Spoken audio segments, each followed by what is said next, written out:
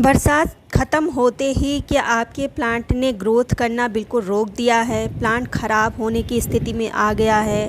Plant की पत्तियों पर काले काले से धब्बे, पत्तियां पीली हो रही हैं। फिर चाहे आपका गुलाब हो, गुड़हल हो या मोगरा हो। गुलाब के प्लांट में ये कॉमन प्रॉब्लम है, पत्तियों पर काले काले से स्पॉट पड़ जाना बरसात के कारण, क्योंकि ये फंगस के कारण होता है। हिबिस्कस पर जो बहुत ही ज़्यादा कॉमन प्रॉब्लम है वो है मिलीबग। मिलीबग के कारण ही प्लांट के जो ग्रोथ है वो रुक जाती है, और साथ ही साथ अगर कलियां आती हैं और ध्यान न दिया जाए तो मिलीबग के ही कारण कलियां झड़ जाती हैं। फ्लावर अगर ओपन भी होते हैं तो वो पूरी तरह से ओपन नहीं होते, ये अधखिले ही गिर जाते हैं।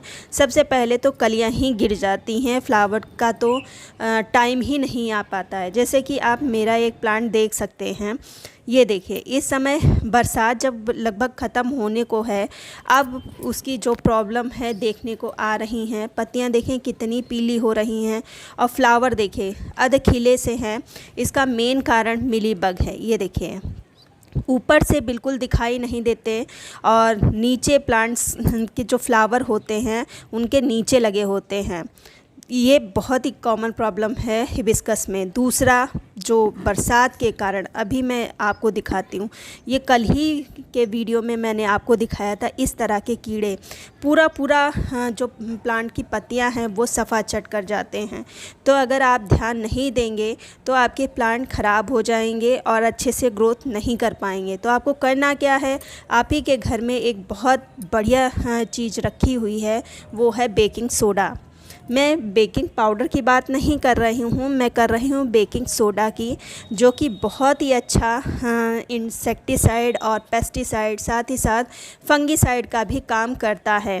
फिर चाहे वो आपके मिलीबग लगे हों या फंगस के कारण पत्ते पीले हो रहे हों या काले हो रहे हों, अगर इस चीज़ का आप प्रयोग अपने प्लांट्स पर करते रहते हैं तो आपको केमिकल इंसेक्टिसाइड की ज़रूरत ही नहीं पड़ती। सबसे ख़ास बात है ये केमिकल फ्री है, आपके प्लांट को किसी भी तरह का कोई नुकसान नहीं होता। केमिकल में ये डर रहता है कि अगर डोज ज़्यादा हो गई तो आपकी पत्तियां प्लांट की बर्न हो जाएंगी, लेकिन इसमें कोई ऐसी प्रॉब्लम नहीं होती है।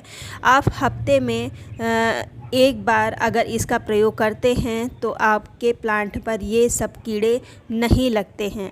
काफ़ी समय से मैं इस पे कोई स्प्रे नहीं कर पाई, क्योंकि मैं उधर गुलाब की रिपोर्टिंग में लगी हुई थी, जिसके कारण इतनी ज़्यादा मिलीबग लग चुकी हैं। तो अब हमको करना है स्प्रे।